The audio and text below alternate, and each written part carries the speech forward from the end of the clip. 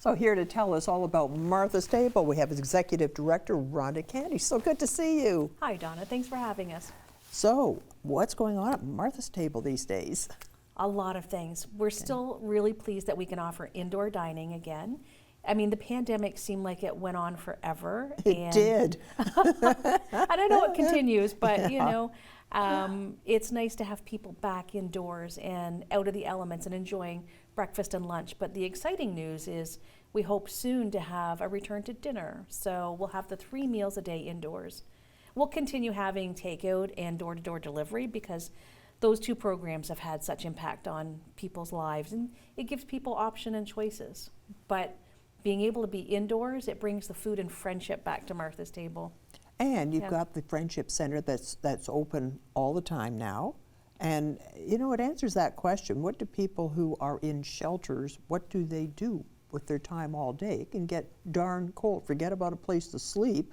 It's darn cold for a place to spend your days. So Martha's Table is one of those places where they can go and stay warm and have the friendship and the fellowship. Yeah. Yeah, it's a nice place to be where people can relax, recharge, make connections that are unexpected, you know, find new doctors or connections to housing, and different things can happen. But just being in, out of the elements, having access to nutritious meals, and know that people care. Yes, you know, and that somebody's going to taking care. Miss you if you're not there. Yeah. Maybe do a little bit of searching if you don't show up one day. Because nobody cares about you. Yeah. Yeah. Now, you've expanded. You've now taken over an additional space. That happened about 6 months ago? That's correct, yeah. So the attached property, we now own the entire corner at Princess and Nelson. So most recently it was a doctor's office, and we renovated, removed all her little cubicles and plumbing, and you know, put in new flooring and such. So it was quite an effort. But in January, we opened an emergency warming room because it was cold outside and we had this small space that we could use. But in July, we opened the dining rooms properly. So that's when breakfast and lunch started. So a fair recent change to return back to that indoor service, but we're excited. And yes, and absolutely. Yeah. Well, it doesn't come free. How is fundraising coming along? It does not come free. The beauty of this property was it allowed us to take our time and renovate as we were able to for the most part. So we're not utilizing all areas of it just simply because we can't afford to make all those changes that we need to. But fundraising is a challenge. We've just mailed out our holiday campaign letter, so people that have donated in the past will be opening their mail and reading our update and our newsletter, and hopefully being reminded that their support still makes such a difference. We have a spring and a fall fundraiser. We just finished our empty bowls, and that went really well. So yeah, it's an exciting time. And then you had empty boards back in the spring. I went to that one. Yeah. I still got my board. Lovely. Yeah, it was a beautiful event, something a little different. We were at the Grand Theater, and a lovely local band and musician, the Kim Pollard Band, played, and I thought they did a fabulous job. And we're looking to do another spring event. We're looking for an artist, and we're looking to fill the theater. You know, so support will be welcome and much needed. And all the proceeds from things like that go into making those renovations, but also paying for expensive groceries and supplies. Because if grocery bills are tough for everybody, they've got to be tough for somebody producing how many meals a day? Over 400. Right. Imagine feeding 400 people with grocery prices the way they are. Yeah. Absolutely. If somebody out there had a little extra money and wanted to help you out with these renovations, how much would it cost to get it to the point where you say it's done? That's a great question. We have, I would say, 400,000. Really? Yeah. It would take that much to get it up to, right. And that would give you what services?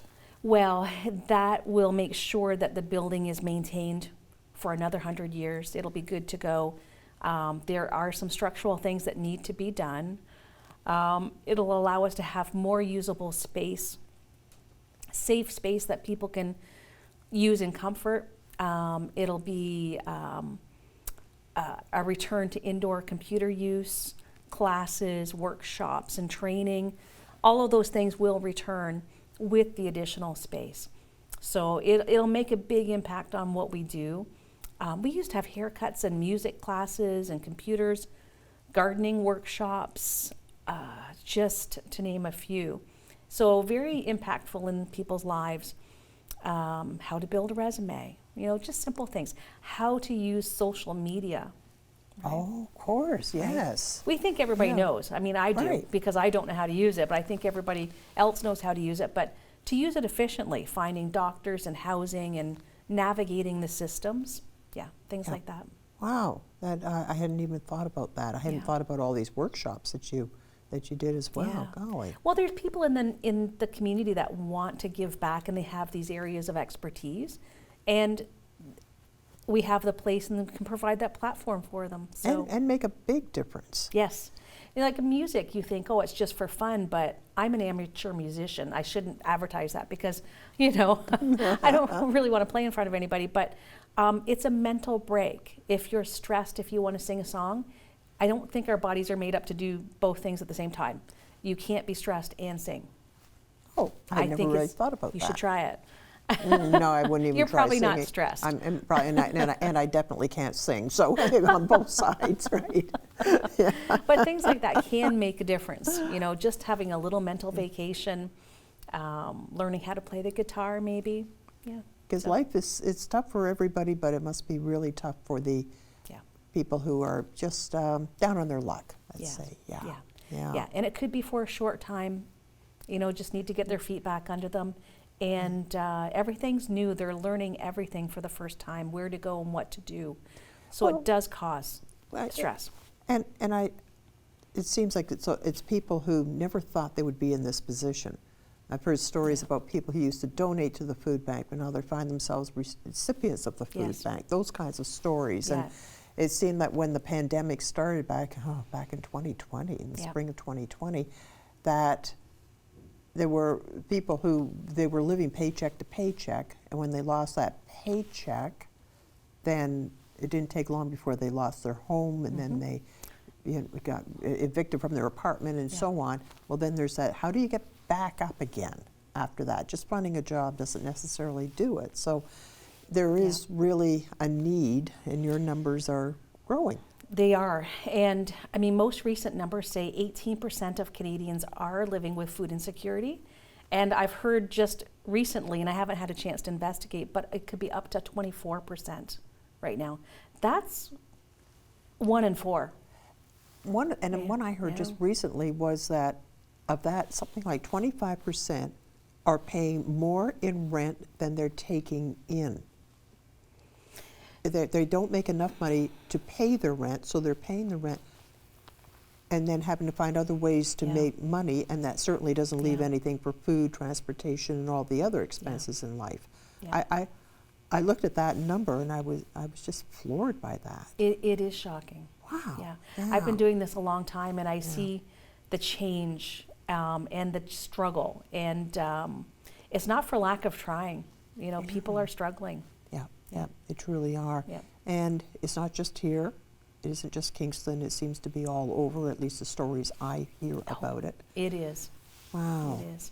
So, got Christmas coming up, and people often do their Christmas giving and sit down, they write their checks.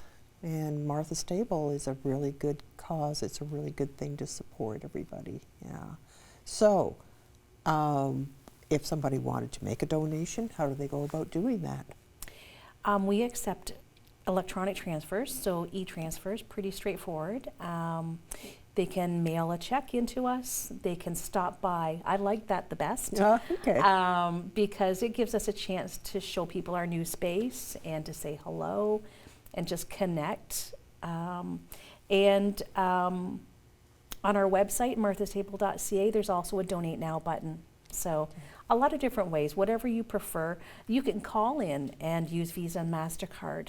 So a lot of different ways, and every bit helps. It doesn't have to be what you might think of as a large donation. We're very creative. We shop for sales. We watch, you know, what's nutritious but can be stretched as far as possible. So those kind of things help us with every dollar that we receive. It's put to good use. Yes. Yes. Yeah. Well, have a wonderful Christmas, and thanks for coming in today, and Okay. I hope it's a successful season for you. Thank you. Thanks, Rhonda.